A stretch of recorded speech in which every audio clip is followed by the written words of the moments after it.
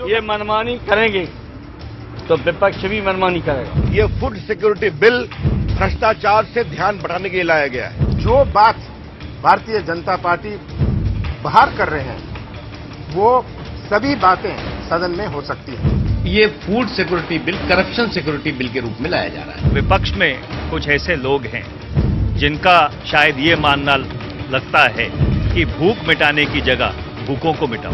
Bharatiya Janata party की पहली नैतिक जिम्मेवारी है कि इस भ्रष्टाचार के भूख जो कांग्रेस पार्टी में है उसको हम समाप्त करें। ये सारा कुछ जो खेल खेल रही है भारतीय जनता पार्टी, ये चाहती है कि ये दो बिल ना आए। ये बहुत महत्वपूर्ण बिल है और इस पर गंभीरता के साथ विचार विमर्श होना चाहिए। कि हमारा उद्देश्य है कि इस बिल को और मजबूत करना है। कांग्रेस को गलतफहमी इस बिल लाने से उनका वोट बैंक पक्का हो जाएगा। खाद्य सुरक्षा से पहले देश की सुरक्षा भी बहुत महत्वपूर्ण है। सरकार हकीले तरीके से जिद करके अगर पारित करने की कोशिश करेगी तो समूचा विपक्ष मिलकर उसका विरोध करेगी। नमस्कार, मैं हूं सिकता। प्राइम टाइम में देश की आम जनता का हाल, जो देश के मौजूदा राजनीतिक माहौल में कहीं पीछे छूट गया है। सरकार ने कल ही लोकसभा में खाद्य सुरक्षा बिल पेश किया, लेकिन बीजेपी को सबसे पहले कानून मंत्री अश्विनी कुमार और रेल मंत्री पवन कुमार बंसल के इस्तीफे चाहिए। बाकी काम होता रहेगा। अब अमर्त्य सेन ने सांसदों के कामकाज के तरीकों पर सवाल उठाकर बहस छेड़ी है। वो पूछते हैं, क्या सांसदों को जानकारी है कि बिल में देरी की वजह से रोजाना कितनी मौतें हो रही हैं? अर्थशास्त्री प्रधानमंत्री को इस नुकसान की जानकारी होनी चाहिए। नेताओं को इस पर ध्यान देना चाहिए कि बिल में हो रही देरी की वजह से बच्चों और महिलाओं पर कितना और कैसा असर पड़ रहा है। इस नुकसान का अध्ययन होना चाहिए। अगर विपक्ष को सरकार के कामकाज के तरीकों और फैसलों पर अपना विरोध जताना है तो वो संसद में बहस कर उठाए जा सकते हैं। बहस ना होने देना ये सवाल भी उठाता है कि क्या विपक्ष के तर्क कमजोर है। अमर्त्य सेन खाद्य सुरक्षा बिल को लेकर हमारे सांसदों की ईमानदारी पर सवाल खड़े कर रहे हैं, लेकिन क्या हमारे नेता इसे सुनने के लिए तैयार हैं? इस पर हम प्राइम टाइम में आगे चर्चा करेंगे। बिल को पास करने में देरी से कितने लोगों की बलि चढ़ रही है, इसके कोई आंकड़े नहीं, लेकिन अमर्त्य सेन कहते हैं कि वो एक अंदाजे पर पहुंचने में मीडिया की मदद करने को तैयार है। फिर भी हमारे पास कुछ आंकड़े हैं जो भारत की खाद्य अर्थव्यवस्था की हकीकत बयान करते हैं। जैसे दुनिया का हर तीसरा कुपोषित बच्चा भारत में रहता है। यूनिसेफ के मुताबिक 5 साल से कम उम्र की 50% बच्चों की मौत की वजह कुपोषण ही है। संयुक्त राष्ट्र और ग्लोबल हंगर इंडेक्स के आंकड़े भी भारत में भुखमरी और कुपोषण के शिकार लोगों की संख्या 21 करोड़ 30 लाख से लेकर 23 करोड़ बताते हैं और 36 करोड़ भारतीय गरीबी रेखा से नीचे रहते हैं। तो बहस को शुरू करने से पहले सरकार ने जो खाद्य सुरक्षा बिल पेश किया है उसके मुताबिक भारत की 67% आबादी को फूड सिक्योरिटी में शामिल करने का प्रावधान किया गया है। अभी करीब 6.5 करोड़ परिवार यानी 30 से 32 करोड़ लोग इस दायरे में आते हैं। नए कानून बनने पर 80 से 82 करोड़ लोगों को फायदा होगा, यानी करीब 3 गुना ज्यादा। बिल में चावल 3 रुपए प्रति किलो, गेहूं 2 रुपए प्रति किलो और मोटा अनाज 1 रुपए प्रति किलो के दर पर देने की पेशकश है। 75% ग्रामीण और 50% शहरी आबादी को सस्ता अनाज मिलेगा। इनमें से 46% ग्रामीण और 28% शहरी परिवारों को तरजीह दी जाएगी। तरजीह देने वाले परिवारों को हर महीने 7 किलो सस्ता अनाज मिलेगा। बाकी घरों को कम से कम 3 किलो सस्ता अनाज मिलेगा। गर्भवती महिलाएं, नवजात बच्चों की माताओं को खाद्य सुरक्षा दी जाएगी। 6 से 14 साल तक बच्चों को सस्ता भोजन देने की भी योजना है। आपदा प्रभावित और बेघर लोगों को खाद्य सुरक्षा भी मुहैया कराई जाएगी। जिला स्तर पर शिकायत निवारण केंद्र भी बनेगा। तो आज प्राइम टाइम में खाद्य सुरक्षा बिल का भविष्य, क्या ये बिल कांग्रेस का चुनावी दांव है और क्या बीजेपी को लग रहा है कि इससे यूपीओ को चुनावी फायदा मिलेगा? क्या इस बिल से देश की गरीब जनता को पूरा फायदा मिलेगा? चर्चा के लिए इस वक्त हमारे साथ एक खास पैनल कुछ ही पलों में होंगे। मुख्तार अब्बास नकवी जो नेता हैं बीजेपी के, हरीश रावत कांग्रेस नेता, निखिल डे सामाजिक कार्यकर्ता होंगे साथ में हमारे, और नीलोत्पल बसु सीपीएम नेता, देवेंद्र शर्मा जो कृषि अर्थशास्त्री हैं। और नेताओं के पास जाने से पहले देवेंद्र जी, मैं आज आपसे शुरू करूं। फूड सिक्योरिटी बिल का भविष्य क्या लग रहा है इस वक्त आपको? देखिए, ये तो ठीक है कि 65 साल बाद हमारे देश में एक ऐसा बिल आ रहा है जो कि राइट बेस्ड है। कम से कम ये तो है कि भाई अधिकार जो है गरीबों का वो अब पूरा निश्चित है उसके अंदर। लेकिन जो एक्सपेक्टेशन थी जिस तरीके का बिल होना चाहिए देश के लिए, जैसा कि आपने पहले बताया कि जितनी भूख है, जितनी गरीबी है, मुझे ये लगता था कि हम इस अपॉर्चुनिटी को यूज करेंगे कि ऐसा बिल लाए जिससे कि लोग हमारे देश में जिसको कहते हैं सेल्फ रिलायंस हंगर में आए, कि हम हर साल ये कब तक भोजन देते रहेंगे लोगों को, कब तक खाद्यान्न देते रहेंगे कि हम 2 किलो 3 किलो 4 किलो 7 किलो जो भी आपने कहा है, 3 रुपए 2 रुपए 1 रुपए पे, ये कब तक देते रहेंगे? क्यों ना हम एक ऐसा सिस्टम बनाएं कि लोग आत्मनिर्भर हो जाएं, अपने आप को एक तरह का वो सेल्फ कंटेंट जिसे कहते हैं या सेल्फ रिलायंस जो होता है वो उसमें आना चाहिए था। तो कहीं ना कहीं वो अप्रोच जो होनी चाहिए थी, मुझे लगता है कि एक तो हम वो नहीं कर पाए। दूसरा है कि अगर इस बिल को आप देखते हैं तो साइमल्टेनियसली अगर इसके साथ जो और चीजें हो रही हैं साथ में वो देखने की बहुत जरूरी है। ये अपने आप में आइसोलेशन में देख सकते हैं आप इसको। इसका कारण इसलिए बोल रहा हूं मैं कि एक तो राष्ट्रपति जी ने अभी कहा था अपने जब अभिभाषण में कि अल्टीमेटली कैश ट्रांसफर होगा फूड सिक्योरिटी के लिए। अगर कैश ट्रांसफर होगा तो इसका मतलब है कि आपका जो प्रोक्योरमेंट सिस्टम है वो कहीं ना कहीं लड़खड़ाएगा, उसकी जरूरत नहीं है आपको। आप प्रोक्योरमेंट सिस्टम खत्म करना चाहते हैं। फिर आप कह रहे हैं कि जो प्रोक्योरमेंट होगा उसको कैप किया जाए कि जितना हमें चाहिए, हम जैसे अभी 900 लाख टन अभी हमारे पास हो जाएगा अगले महीने, वो नहीं चाहिए, हम रख नहीं सकते हैं, तो कैप किया जाए, जितनी जरूरत है उतनी ही हम लेंगे। एक तो ये बात है, इसका मतलब प्रोक्योरमेंट सिस्टम को भी कम करने जा रहे हैं। फिर आप ये कह रहे हैं कि ये सब होने के बावजूद ये दोनों चीजें तो आपने खत्म कर दी, और उसके बाद आप ये करना चाहते हैं कि जो एफसीआई है जो आज भंडार करती है और डिस्ट्रीब्यूट करती है, आप ये कह रहे हैं कि एफसीआई फ्यूचर ट्रेडिंग में जाएगी, वायदा बाजार में जाएगी जितना उसके पास अनाज पड़ा हुआ है। तो ये अगर आप देखें साथ में फूड बिल के, इसका मतलब सरकार एक तरफ तो चाहती है कि एग्रीकल्चर से लोग हटें, प्रोक्योरमेंट जो है सिस्टम खत्म हो।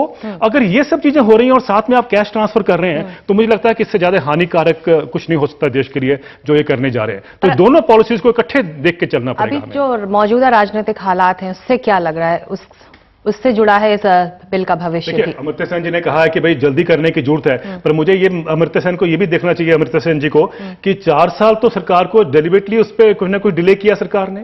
अगर इतनी ही ज्यादा लोग जितना कह रहे हैं कि सरकार सरकार की इच्छा बड़ी, अब आप कह रहे हैं कि बड़ी वो है कि अगर आप नहीं करेंगे तो देश में गरीबों का नुकसान हो रहा है, तो 4 साल से क्या हो रहा था? तो 4 साल वो सरकार ने डेलिबरेटली इतना डिले किया है कि उनको ये पॉलिटिकल गेन हो जाए। तो ये सारा तो इलेक्शन, राहुल गांधी जी ने कहा है कि 2014 नहीं, हम तो 2019 के इलेक्शन जीत जाएंगे। तो ये तो इलेक्शन के लिए आया है, ना कि ये एड्रेस किया गया कि मैं इसमें कोई दिक्कत नहीं है। अगर अब वाकई देश की खाद्यान्न सुरक्षा अश्योर होती है तो किसी पार्टी को भी जीत हो उसका कोई वो नहीं है। लेकिन ये डेलिबरेटली जो आपने इंतजार किया है और उसी टाइम पर लेके आए हैं, इसका मतलब तो स्पष्ट है। जी नरोत्पल बसु, इस इंतजार पर आपको भी शक है?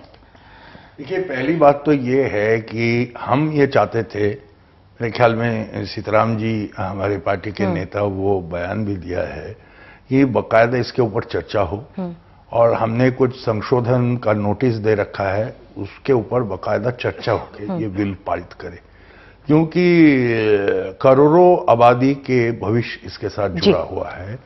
और ये एक बहुत बड़ा लांछन हमारे संसदीय व्यवस्था के लिए होगा कि ऐसे एक बिल हम पारित करेंगे बिना बहस के, बिना चर्चा के, उससे खराब कुछ नहीं हो सकता है। और हम इसके लिए जिम्मेदार मानेंगे सरकार को, क्योंकि सरकार ने एक ऐसा परिस्थिति पैदा किया है। लेकिन साथ साथ खास करके भारतीय जनता पार्टी को भी हम बख्शेंगे नहीं, इसलिए कि उनको भी सोचना चाहिए कि ये जो कर रहे हैं गतिरोध, इससे तो सीधा लाभ सरकार को जा रहा है, क्योंकि सरकार का जवाबदारी है संसद के प्रति, और गतिरोध करके सरकार को उन्होंने सीधा छुटकारा दे रहे हैं। दूसरी बात मैं बोलूंगा कि ये जो सरकार के लिए आसान कर दिया है बीजेपी ने ये गतिरोध पैदा कर, गतिरोध क्योंकि जवाब नहीं देना पड़ रहा है ना। कोयला के सवाल पे सरकार को कोई जवाब नहीं देना पड़ रहा है, जबकि पार्लियामेंट का स्टैंडिंग कमेटी खुद इतना भयंकर उसको आलोचना किया है, उसके ऊपर पार्लियामेंट में चर्चा होने का कोई मौका नहीं मिला। और उससे भी ज्यादा खतरनाक बात है कि जो कार्यपालिका का अधिकार क्षेत्र है, और कार्यपालिका का अधिकार बनता है विधायिका के प्रति उनका जवाबदारी के चलते, वो कार्यपालिका भी कमजोर हो रहा है, विधायिका भी कमजोर हो रहा है, और उसके चलते जो न्यायपालिका का भूमिका वो हमारे दूरगामी एक अगर देखा जाए तो उसका असर अच्छा नहीं है लोकतंत्र के लिए। बिल के बारे में हमारा जो कहना है एक तो देखिए देवेंद्र जी जो बात बोल रहे हैं ये बहुत भयंकर बात है कि 2 प्रावधान इसमें रखा गया है जो पिछले दरवाजे से अब डायरेक्ट कैश ट्रांसफर को ला रहे हैं, जबकि डायरेक्ट कैश ट्रांसफर के ऊपर सरकार का जो प्रस्तावित। नीलोत्पल जी, जो अमर्त्य सेन कह रहे हैं कि सांसदों की जवाबदेही है, सांसदों की जिम्मेदारी है। मेरे ख्याल में आप राजनीतिक पार्टी से जुड़े हैं, उन्होंने बिल्कुल इस बात को नजरअंदाज किया है कि ये स्थिति पैदा करने में संसदों के मुकाबले कई गुना ज्यादा जिम्मेदारी सरकार का खुद का है। जैसे इन्होंने बोला है, इनका कांग्रेस का भी जो अभी तो ये न्यूनतम साझा कार्यक्रम बनाया नहीं, यूपीए 2, यूपीए 1 में कम से कम था और उसके ऊपर हम उसको कस सकते थे। अभी तो सिर्फ कांग्रेस का ही मैनिफेस्टो है, उसमें उन्होंने वादा किया था, तो उसको कौन रोका था, कैसे रोक गया। और 8 प्रदेश के अंदर इससे बेहतर खाद्य सुरक्षा का इंतजाम है। 35 किलो अनाज मिल रहा है और इससे कम दाम में मिल रहा है, तो वो स्थिति है। तो इसीलिए सबका उम्मीद ये था कि सरकार जो कानून लाएंगे, कानून का प्रस्ताव लाएंगे, उसमें उससे बेहतर ही होगी। और हम सीधा ये बोल रहे हैं कि ये जो सार्वजनिक ना करना, लक्ष्य निर्धारित करना, इसमें अपने आप में खतरा है, क्योंकि हम हमेशा ये देखे हैं, क्योंकि देखिए ना योजना आयोग की सत्ताधारी कांग्रेस और विपक्ष बीजेपी दोनों की जिम्मेदारी यहाँ बनती, जवाबदेही बनती है कि गतिरोध कैसे पैदा हो रहा है और इस अहम मसला खास करके सरकार ये अपना जिम्मेदारी से बच नहीं सकता। जो अधूरा प्रस्ताव उन्होंने लाया है, इस अधूरा प्रस्ताव को पूरी आयाम देने के लिए बहस होना जरूरी। चर्चा। हरीश रावत इस वक्त हमारे साथ हैं। लेफ्ट कह रहा अधूरा प्रस्ताव है, अधूरा बिल है ये, इस पर बहस होनी चाहिए। कई अहम मुद्दे हैं हरीश रावत जी जिस पर बहस होनी जरूरी है इस वक्त संसद में। जानकार कह रहे हैं कि इस पर फिर से दोबारा सोचने की जरूरत है। और विपक्ष आरोप लगा रहा है कि आपने जो टाइमिंग चुनी है वो टाइमिंग बिल्कुल आपके चुनावी टारगेट को देखते हुए आप लोगों ने चुनी है। नीलोपत जी की बहुत दिनों से बीजेपी वालों से भी कुछ दोस्ती बढ़ रही है, वो उनकी बातें सुन रहे हैं, एक दूसरे को सुना रहे हैं, तो वो सलाह दें बीजेपी को कल पार्लियामेंट चलने दें और जो प्रस्ताव नीलोपत जी का है, उनकी पार्टी का है, उसको बेस बना करके चर्चा हो सकती है। और हमारा विधेयक तो है ही है सामने जो है, और उसमें यदि पार्लियामेंट कोई सुझाव देती है और सरकार उसको व्यवहारिक समझेगी तो जरूर मानेंगे। ऐसा नहीं है कि सरकार कोई दुराग्रह से काम कर रही है, मगर भाजपा चलने न दे और हमारे विपक्ष के मित्र भाजपा को कंडेम न कर सकें, ये न कह सकें कि भाई एक इतनी बड़ी आबादी के लिए 80 करोड़ से ज्यादा लोगों के लिए जो अन्न सुरक्षा का कानून बन रहा है, कम से कम उसके रास्ते में मत आओ जी। ये उनका अपना व्यू पॉइंट हो सकता है। जनता हमने यूपीए से पूछना चाह रही हरीश रावत जी, संसद दोनों चीजें देश के लिए जरूरी हैं। ये बिल जरूरी है, सरकार की जवाबदेही जरूरी है। यूपीए के लिए इस वक्त दोनों में से ज्यादा जरूरी क्या है? देखिए, जवाबदेही के लिए 3 फोरम हैं। एक फोरम है पार्लियामेंट। आप पार्लियामेंट में न तो क्वेश्चन आवर होने दे रहे हैं, न विधान बनने दे रहे हैं, न कोई और बात उठने दे रहे हैं सवालात को, तो पार्लियामेंट आपने जाम कर दी। दूसरा फोरम है न्यायालय। न्यायालय के सामने जो विषय हैं इस समय, आप न्यायालय की निर्णय की प्रतीक्षा करिए।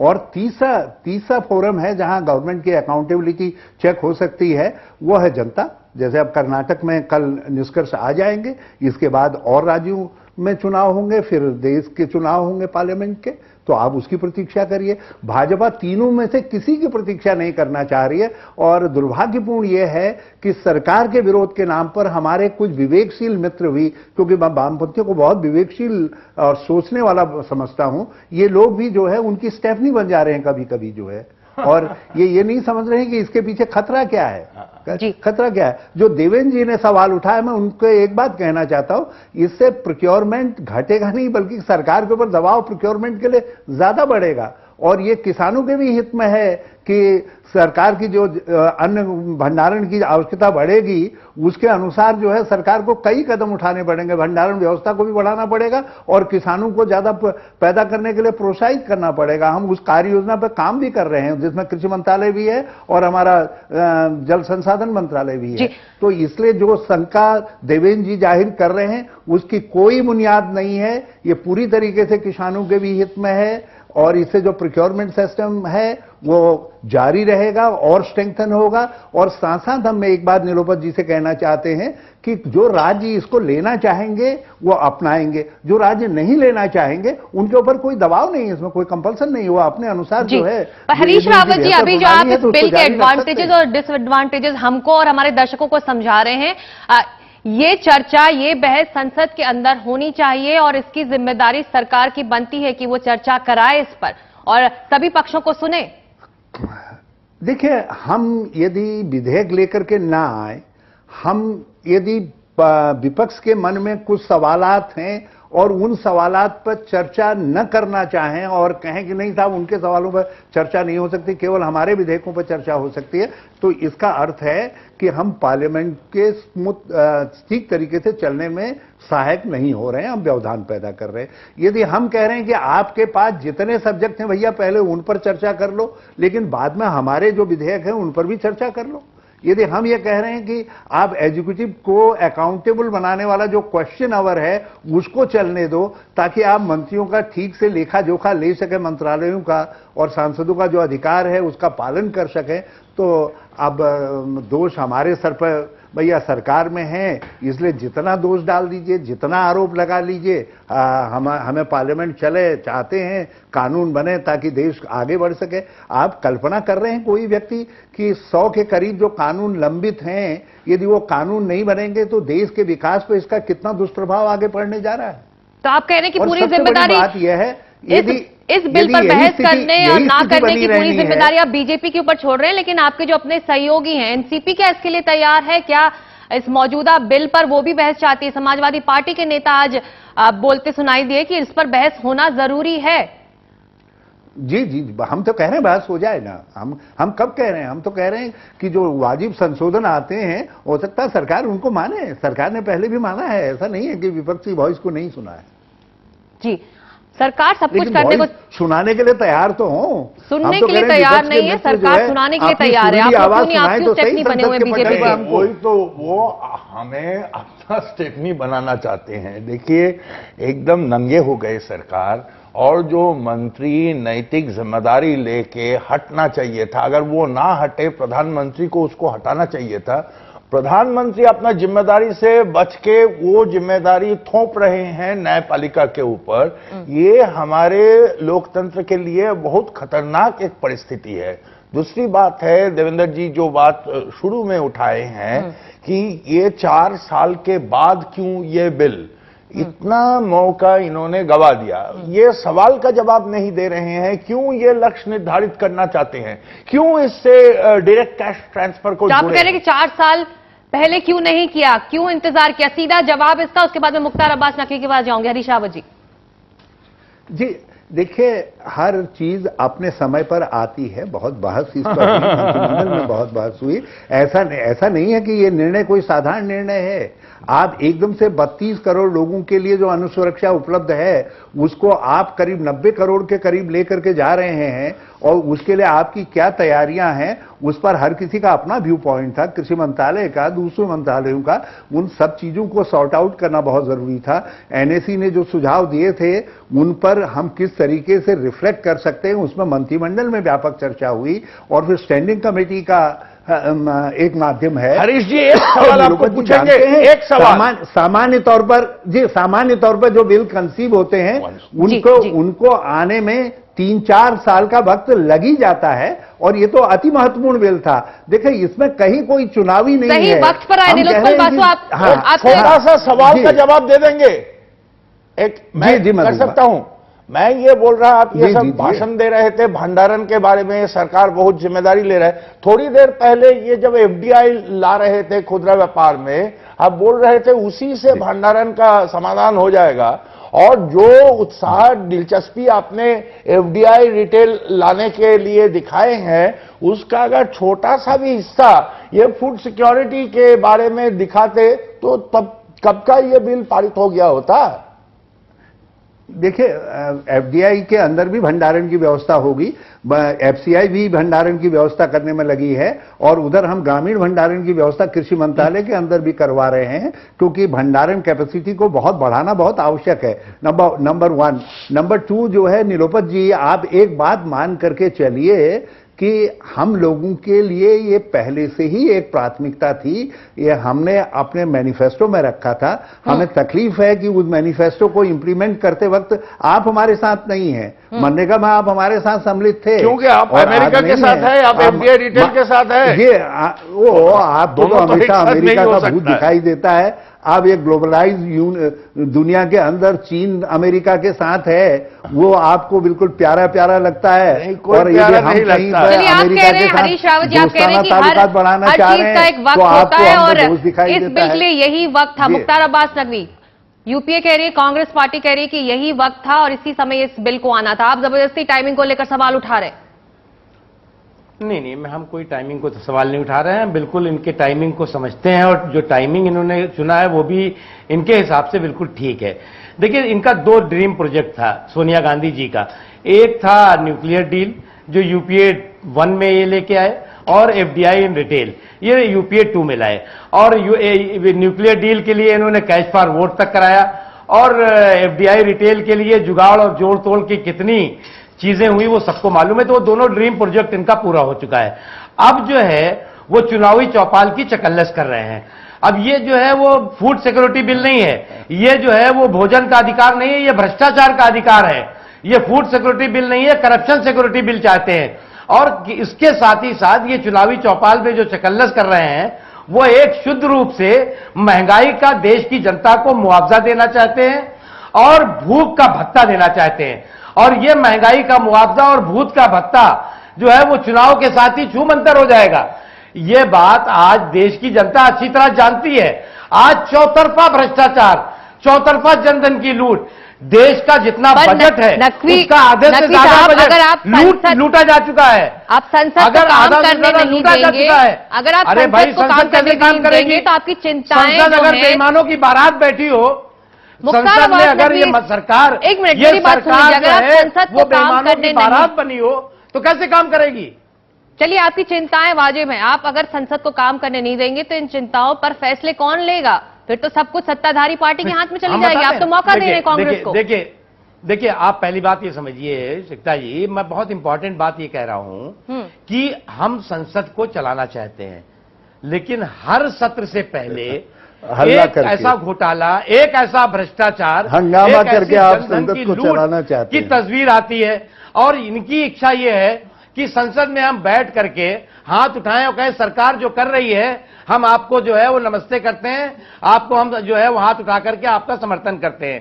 तो ये संभव नहीं है। ये सरकार तो क्या हो गई कि जितनी भ्रष्टाचार हो रहा है, हमने एक बात कही थी ना कि न इज्जत की चिंता, न फिक्र किसी अपमान की, जय बोलो बेईमान की। तो ये सरकार तो बेईमानों की जय बोलने में लग गई है और अब कहती है कि जी हम तो जो है वो गरीबों के लिए करना चाहते थे। आप गरीबों के चौके चूल्हे सूने करके, गरीबों के पेट पर लात मार करके, गरीबों को गरीब से गरीब बना करके, नौजवानों को बेरोजगार बना करके आप ये बताना चाहते हैं कि अब हमारी जो बारात बेईमानों की बारात जा रही है, हम देश में बदलाव चाहते हैं। ये कतई सही नहीं है। जी, यहाँ पर हमारे स्टूडियो में 2 जानकार मौजूद हैं जो इस खाद्य सुरक्षा बिल को बहुत अच्छे से समझते हैं। निखिल, जो आज मुद्दे अमर्त्य सेन को लेकर सामने आए हैं, जो उन्होंने कमेंट्स किए हैं कि जवाबदेही संसद की बनती है, सांसदों की बनती है, मौजूदा परिप्रेक्ष्य में अगर ये बिल जैसा है वैसा पास होता है या फिर संसद अगर बीजेपी नहीं चलने देती तो ऑर्डिनेंस लेकर अगर सरकार आती तो क्या देश के लिए सही होगा इस वक्त? नहीं, ऑर्डिनेंस तो बिल्कुल ही सही नहीं होगा और उसका कारण ये है कि उस बिल में बहुत सारी कमियां हैं। उस बिल को कमियों के साथ भी पास करें तो कम से कम संसद में सारे दल अपनी बात तो रखें, जोरदार रूप से रखें, देश के सामने ये बात आए, क्योंकि संसद के अलावा और कोई रास्ता नहीं है और कोई जगह नहीं। और इसलिए चाहे बेशक हम भी मानते हैं कि कांग्रेस दोषी है, इतने दिन तक नहीं लाए, लेकिन दोष जो भी हो, देश को चाहिए, देश की जनता को चाहिए एक ढंग का खाद्य सुरक्षा बिल। उसमें इस बिल में बहुत सारी कमियां हैं, वो संसद के पटल पर बात होनी चाहिए, वहां जम के जितनी बहस हो रही है भ्रष्टाचार पर भी होनी चाहिए। मैं तो मानता हूं उसके लिए भी टाइम निकालना चाहिए।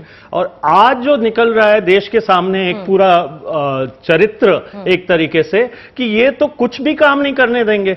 अब कुछ भी काम नहीं होगा, ना भ्रष्टाचार की बात संसद में होगी, ना जो मंत्री है उनकी जवाबदेही होगी, ना तो इस बिल पर जवाबदेही होगी, ना जहां हम जैसे लोग कहते हैं कैश ट्रांसफर का मौका नहीं होना चाहिए, वो भी संसद के पटल पर हो, पूरा देश देखे, लोकसभा टीवी पर देखे कि क्या बात हो रही है। और फिर यदि जबरदस्ती सरकार करे तो सब लोग खड़े होंगे कहने के लिए कि ये जबरदस्ती किया जा रहा है। लेकिन संसद के अंदर तो हो, ये सब कुछ आए, लंबा सेशन चलाए, एक्स्ट्रा सेशन चलाए, टाइम ले ले। मैं तो कहता हूं लोकपाल, ग्रीवेंस रिड्रेस, ये सारे बिल भी पड़े हुए हैं जो अकाउंटेबिलिटी फिक्स करते, ये भ्रष्टाचार का कोई उपाय निकलता, ये इसके लिए भी पकड़े। ये एक मौका है, बीजेपी पकड़ सकती है, बाकी दल पकड़ सकते हैं। हमने अमेंडमेंट्स की बात सारे और दलों को दिया है, इनको मौका तो मिले कि वो पेश हो। तो देश की जनता आज चाहती है कि संसद चले और बीजेपी भी प्रेशर डाले। छत्तीसगढ़ में बिल आया तो दिखाएं कि ऐसा बिल यहां वो प्रेशर डाल सके। जानकार कह रहे हैं कि छत्तीसगढ़ मॉडल आना चाहिए। आपके पास तो पूरा उदाहरण है छत्तीसगढ़ में चल रहा है, आप क्यों नहीं तो वो संसद में बैठ के कहे कि सरकार को फॉलो किया जाए। देखिए हरीश रावत जी बहुत काबिल संसदीय कार्य मंत्री भी रहे हैं और बहुत काबिल जो है मंत्री भी हैं, बहुत मैं इनकी इज्जत करता हूं। आज जो है वो संसद के सत्र का 2 दिन रह गया है, 3 दिन रह गया है। इतने महत्वपूर्ण बिल जिसमें कि आप फूड सिक्योरिटी बिल की बात करते हो, भूमि अधिग्रहण बिल की बात कहते हैं, आप लोकपाल बिल को आपने ठंडे बस्ते में डाल दिया, महिला आरक्षण बिल को आपने जो है वो कांग्रेस कार्यालय के तहखाने में डाल दिया। आज जो है वो देश के सामने समय कहां है, किस संसद के सामने आप ला रहे हैं? जो संसद की आक्रोशित है, उद्वेलित है, वो जो भ्रष्टाचार सरकार का है, उस भ्रष्टाचार का सड़क पे भी जवाब लोग मांग रहे हैं, संसद में भी जवाब मांग रहे हैं। जितना टाइम वेस्ट हुआ उतना ज्यादा भोजन के अधिकार को भ्रष्टाचार का अधिकार बनाना चाहते हैं। ये कैसे संभव हो सकता है? आप महंगाई का मुआवजा और भूख का भत्ता दे करके लोगों का मुंह बंद करना चाहते हैं। हम फूड सिक्योरिटी बिल के पक्ष में हैं, हम चाहते हैं पास होना चाहिए, हम चाहते हैं उस पर चर्चा हो, लेकिन जब तक ये बेईमान भ्रष्टाचार लेकिन फिर तोल मोल क्यों ये बार्गेनिंग, इस्तीफा दो तभी हम चर्चा करेंगे, मुख्तार अब्बास नकवी। देश की जनता के बारे में भी सोचना मैं बताता हूं, इसलिए कि इसके लिए आप जो है वो 1,000 करोड़ रुपया आप उसके लिए प्रावधान रख दो। ऐसे लोग रहेंगे तो 1,000 करोड़ रुपया ले जाएंगे। कहीं बीजेपी को ये तो नहीं लग रहा है कि इसका चुनाव एक सवाल पूछूं आपको, मैं बहुत देर से भाजपा की क्या आप क्या समझते कि अगर इस्तीफा नहीं हुआ तो मुझे कम से कम और तो रखने दीजिए। हरीश रावत जी बस नीलोत्पल बसों को एक छोटा सा सवाल मैं नकवी जी से ये सवाल पूछना चाहता हूं। मान लीजिए सत्र खत्म हो गया, वो इस्तीफा नहीं दिया, तो इसका मतलब है क्या कि सरकार भ्रष्टाचार के आरोप से बच जाएगी? देखिए वो संसद जी मेरे ख्याल में अगर खाद्य सुरक्षा लेके हम अगर संसद में चर्चा करते, बकायदा चर्चा करते, हम लोगों का संशोधन हम लोग नोटिस दे रखे हैं, उससे क्या साबित हो जाएगा कि पवन बंसल और अश्विनी कुमार दूध से धुले हुए हैं? भाई ये मैं आपको पूछ रहा हूं, आपका राय क्या है इसके बारे में? बता रहा हूं, मैं बताता हूं। आप बहुत पुराने सांसद हैं, बहुत ही अनुभवी सांसद हैं। इतना महत्वपूर्ण बिल आप कितने दिन चर्चा के लिए संसद को देंगे? कम से कम 2 या 3 दिन तो देंगे। पहले आप तैयार तो हो, फिर हम बात करेंगे। आपके पास विस्तार हो सकता है क्या? आप तो पहले बोलिए, आप समय कहां है? आप अरे समय का तो बाद में देखा जाएगा। आप तो जाहिर कीजिए इच्छा कि हमको चर्चा करना हो। संसद का कार्यकाल बढ़ाया जा सकता है। चर्चा करने से कतई ये बात नहीं बनता कि उसको छुटकारा मिल जाएगा। नकवी साहब अभी तो इमेज जा रहा है, आप समय जो है नहीं दे रहे, आप कहिएगा कि 4 दिन और चलाएं तो हम सब खड़े होंगे आपके साथ। भ्रष्टाचार के भानुमति के पिटारे से नहीं को मुक्ति दिलाइए। आप चर्चा करिए। नकवी साहब आप बीजेपी कहे कि 4 दिन और चलाए और फिर हम सब कांग्रेस को कहेंगे कि आप अरे चलाओ भैया, 4 दिन 20 दिन चलाओ, 20 दिन चलाओ। टेलीविजन की बातों को भी आप 20 दिन चलाइए, 20 दिन। हाँ तो 20 बिना दिन शर्त के भी चर्चा होनी चाहिए। आप ये कह रहे हैं आपसे बहुत विनम्रता से संरक्षक बने रहेंगे तो कैसे चलेगा? कि भाजपा अगर भ्रष्टाचार आप रोज करेंगे और आप ये चाहेंगे कि भ्रष्टाचार पे भ्रष्टाचार भी वही के आरोप से मुक्त हो जाएगी। आप भ्रष्टाचार चर्चा करने से क्या भ्रष्टाचार के आरोप से मुक्त हो जाएंगे? भ्रष्टाचार करते रहेंगे, आप जनता नकवी जी केवल हरीश रावत जी, मैं आपके पास आऊंगी। साफ है कि बीजेपी को भी एहसास है। नकवी आप मैं आऊंगी आपके पास। हो चुके हैं कि आपको भाषा ही नहीं समझ में आ रही है कि लोकतंत्र की भाषा क्या है, अच्छा चलिए भाषा क्या है, थोड़े ठंडे हो जाइए। समझ में आ रहा है। 2 मिनट का ब्रेक मैं आपको दे रही हूँ देवेंद्र जी। बीजेपी का जो रुख है, कांग्रेस और यूपीए और आप कहते हैं कि हम लुटेरों को बिल पर जोर बने दे रहेंगे। दोनों पार्टी को एहसास है कि ये एक ऐसा पॉपुलिस्ट बिल है, इससे चुनावी फायदा, राजनीतिक फायदा होगा, लेकिन इसमें हो रही देरी का असल जो भुगतान करना पड़ रहा है वो आम जनता को ही करना पड़ेगा। देखिए ऐसा कुछ नहीं है, मेरा मानना है कि ये हम ऐसी मान के चल रहे हैं कि अगर ये बिल नहीं अभी कुछ होता है तो शायद देश में heavens are going to fall. ऐसा कुछ नहीं है, एग्जिस्टिंग सिस्टम चल रहा है और उसमें जो भी कमियां हैं वो भी जानते हैं। जो नया बिल है उसमें भी बहुत कमियां हैं, लेकिन मेरा मानना है कि जो मुद्दा आज देश के सामने है, इतने दिनों से हम देखते, इतने सालों से देखते आ रहे हैं, भ्रष्टाचार का, इंडिया अगेंस्ट करप्शन, अन्ना साहब का, सबका, रामदेव जी का मूवमेंट हुआ है, वो एक बारी सुलझना जरूरी है। और वो मैं उसमें नहीं चाहता, मेरा ये सोचना, मेरा अपना सोचना है कि हम उसको भूलकर और ये दोबारा उसको इग्नोर करें और ये ले आएं, इससे सॉल्व नहीं होगा कंट्री का प्रॉब्लम।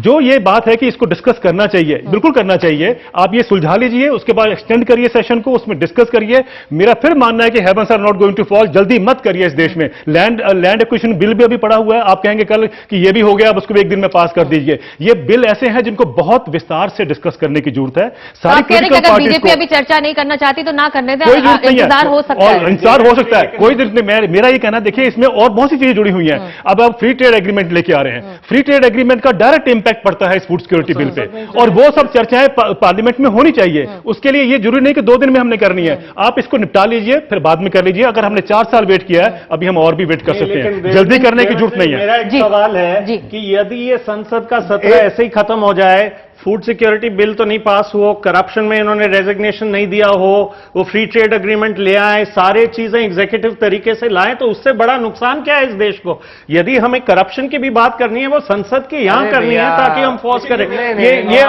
ये हम कहें कि नहीं ये सेशन 2 दिन में खत्म हो जाए। देखिए, अरे भाई आप एक बात नहीं तो पार्लियामेंट मस्ट रन, वो तो देश मतलब कह रहा है कि भ्रष्टाचार पे देश करके नहीं चलने देंगे। आप क्या चाहते हैं कि भ्रष्टाचार पे सब एक साथ बोलेंगे तो आप क्या चाहते हैं? किसी की आवाज आज की बहस का निष्कर्ष यह है कि संसद नहीं चलने देनी है और टीवी की बहस भी नहीं चलने देनी है। नहीं अरे भाई अपनी अपनी बात कहिए, दूसरे को जवाब भी देने दीजिए। तो खुश रहना चाहिए। ये एनडीटीवी के मंच को जो है भाजपा के गाली गलौज का माइक मत बनाइए। ये तो मुझे लगता है भाजपा ने गाली गलौज का मिक्सिंग टाइप का बीजेपी के बीच में बाकी और पर जो है देखिए जी देवेंद्र जी के साथ भ्रष्टाचार गाली लग रही तो उसकी वजह से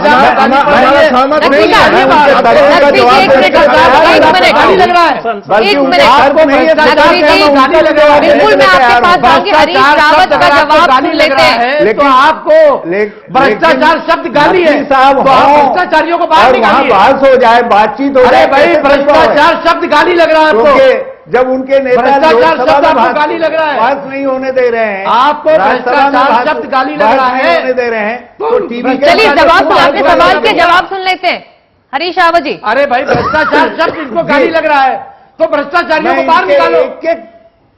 मैं इनके आपके भ्रष्टाचार शब्द गाली लग रहा है ना, सुन लिया हरीश रावत ने आपको पूछ रहा हूं ना कि भ्रष्टाचार शब्द आपको गाली लग रहा है, सुन लिया है नकवी साहब। गाली देने में इनका चलिए मैं अपने डायरेक्टर से कहूंगी कि मैं आपका फेडर नीचे करें, रावत साहब को जवाब सुने जी। आप तो भ्रष्टाचार जी रावत साहब, भाजपा का भ्रष्टाचार हमेशा शिष्टाचार रहा है और अब वो संसद नहीं चलने दे रहे हैं तो इसका मतलब है वो देश के लोकतंत्र को मजबूत कर रहे हैं। ये भाजपा की भाषा है और टीवी की बहसों में वो किसी को अपना पक्ष नहीं रखने देंगे, बात नहीं करने देंगे। ये कहां का सिद्धांत है? हम तो भाजपा के दोस्तों से कह रहे हैं, अभी कोई देर नहीं हुई है, जितने विधेयक पेंडिंग हैं, लंबित हैं और लाइनअप हैं, उन सबको पास करने में हमारी मदद करें। जी, बीजेपी हम जानते हैं इनका सहयोग हमको चाहिए संसद को चलाने में, मगर मैं एक बात नीलोत्पल जी, एक बात याद दिलाना चाहता हूं। आज भाजपा अपने 100-125 संसद सदस्यों के बल पर संसद नहीं चलने दे रही है। अरे भारत की संसद को बाधित करने के लिए तो 1 दर्जन सदस्य काफी हैं। ये क्या परंपरा पड़ रही है इस देश के अंदर? जी, जो बात देवेंद्र जी ने उठाई, नीलोत्पल जी, मैं ब्रेक में जाने से पहले आपसे पूछूंगी, क्या इस बिल में जल्दबाजी नहीं करनी चाहिए? बीजेपी अगर कुछ चाह रही है तो वो बातें पहले सुन ले, फिर इस बिल पर चर्चा अगले सेशन में हो। मेरा राय ये नहीं है, मेरा राय ये है, मैं बिल्कुल सहमत नहीं हूं नागवी जी से कि अभी ये चर्चा करने से भ्रष्टाचार का सवाल हट जाएगा, या हम लोग जो चर्चा चाह रहे हैं वो कोई कम हमारा दिलचस्पी है भ्रष्टाचार के खिलाफ लड़ने के लिए, क्योंकि हमने एनडीए का समय भी देखा है, उस समय भी भ्रष्टाचार के खिलाफ लड़ा है और इस समय भी लड़ा है और सरकार का समर्थन देते हुए भी लड़ाई किया है। तो इसीलिए वो पार्ट हमें नकवी जी से लेने का कम से कम जरूरत नहीं है, और ना ही मुझे रावत जी से ये भाषण सुनने का कोई जरूरत है कि हम बीजेपी का स्टेपनी ना बने, क्योंकि हम रावत जी का भी स्टेपनी बनने के लिए तैयार नहीं। हम ये बोल रहे हैं कि ये बहुत खराब बात है कि संसदीय लोकतंत्र में एक बिल जिसका प्रभाव करोड़ों लोगों के ऊपर जाएगा, वो बिना चर्चा के कोई संशोधन होगा, कोई अपना पक्ष रख नहीं पाएगा। और मैं तो सीधा आरोप लगाऊंगा, कांग्रेस के लोग सेंट्रल हॉल में बकायदा चर्चा कर रहा है कि अगर नहीं हुआ पारित तो हम ऑर्डिनेंस लाएंगे। अगर इस किस्म का बिल भी ऑर्डिनेंस के जरिए आए संसद के अंदर गतिरोध के कारण, तो वो इतना ज्यादा काला दिन संसदीय लोकतंत्र के लिए और कुछ नहीं हो सकता। इसी पॉइंट हम लेते हैं एक छोटा सा ब्रेक, प्राइम टाइम में हम लौटेंगे और खाद्य सुरक्षा बिल को क्या से लेकर सियासत हो रही है या फिर इसको लेकर सभी राजनीतिक पार्टियां गंभीर भी हैं। हम लौटेंगे इस छोटे से ब्रेक के बाद।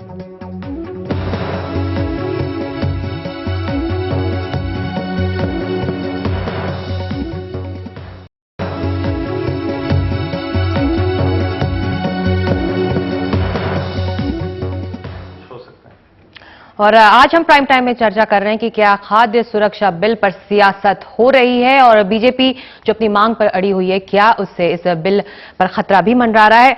ब्रेक में जाने से पहले देवेंद्र जी, हम नीलोत्पल बासु कह रहे थे कि अगर बीजेपी इस तरह अपनी मांग पर अड़ी रही, अपने डिमांड्स पर अड़ी रही, तोल मोल करती रही, तो ऑर्डिनेंस कई गुंजाइश सरकार ढूंढ ही लेगी। आपको लगता है ये एक खतरा है इस मुझे नहीं लगता, मैं ऑर्डिनेंस से नहीं घबराता, क्योंकि ये ऑर्डिनेंस ऐसा ऑर्डिनेंस होगा, ये फूड सिक्योरिटी बिल है, 6 महीने के अंदर आपको जो करना है आप नहीं कर सकते, तो इसलिए मुझे इसमें घबराने की कोई नजर नहीं आती है। उस पर डिस्कशन तो करना ही पड़ेगा, ऑर्डिनेंस भी कर लेंगे तब भी जब आप उसको लेके आएंगे 6 महीने के बाद, तब भी आपको डिस्कशन करना पड़ेगा। ऑर्डिनेंस 6 महीने के अंदर आप ऐसा सिस्टम नहीं लेआउट कर सकते। ऑलरेडी मैंने कहा सिस्टम ऑलरेडी है हमारे पास, एग्जिस्ट करता है, सिर्फ राइट बेस्ड अप्रोच की बात है। हाँ जी, तो वो राइट बेस्ड अप्रोच करना तो कोई ज्यादा उसमें इंप्रूवमेंट नहीं आप करेंगे।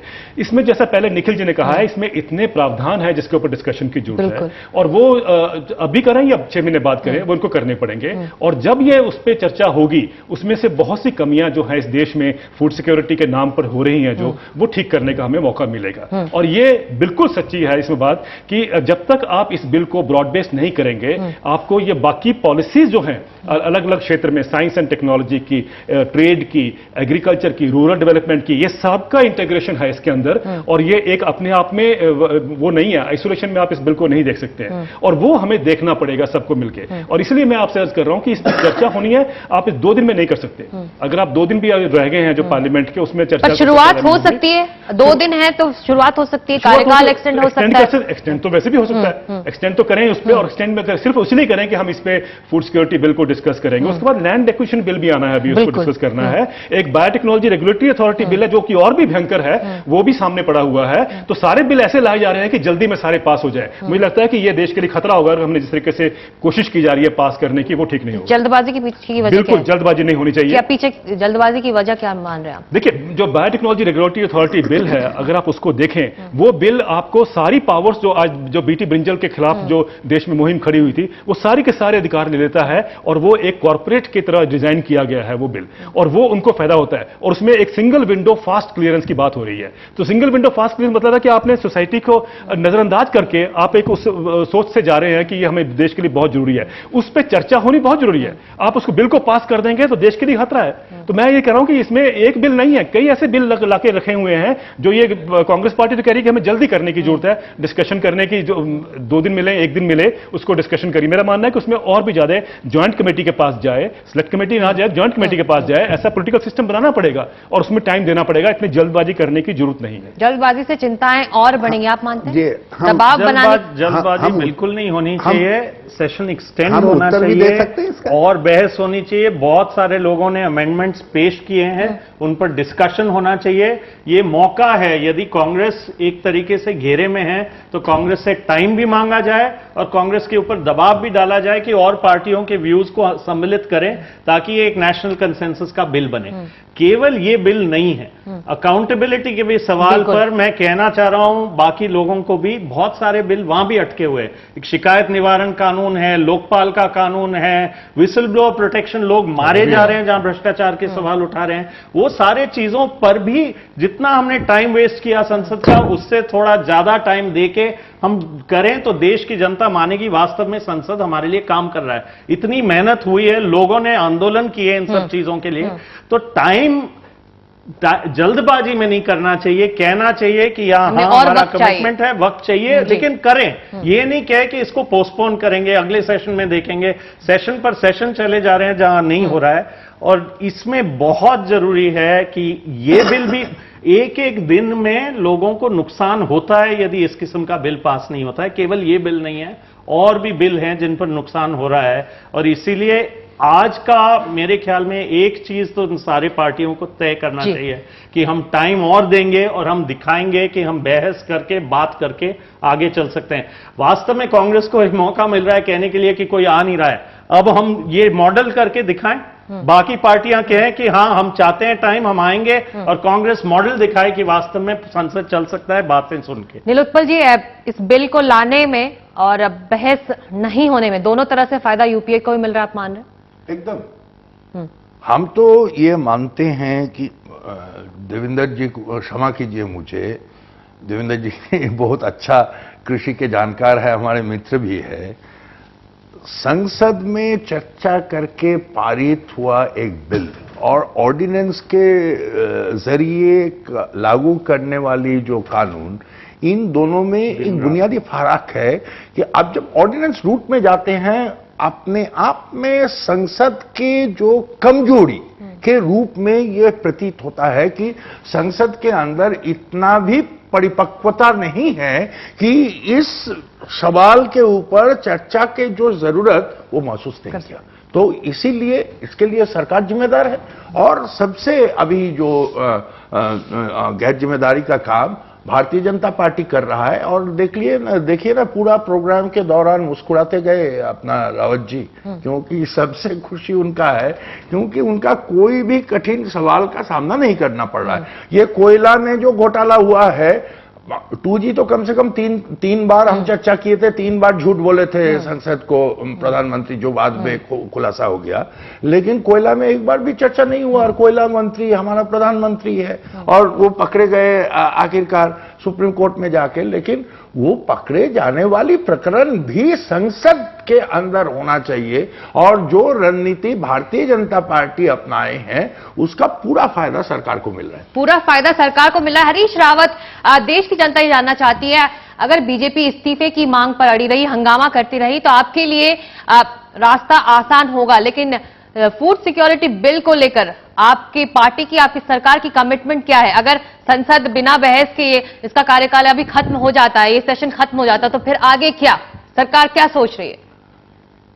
देखिए, हम बजट सत्र के प्रारंभ से ही इन सब विधेयकों के साथ तैयार हैं जिनका जिक्र अभी मेरे मित्र कर रहे थे, चाहे वो भ्रष्टाचार निवारण के बिल हों या अन्य सुरक्षा या जमीन अधिग्रहण के बिल हों या कोई दूसरे और विधेयक हों जिसमें बीज विधेयक आदि सम्मिलित है।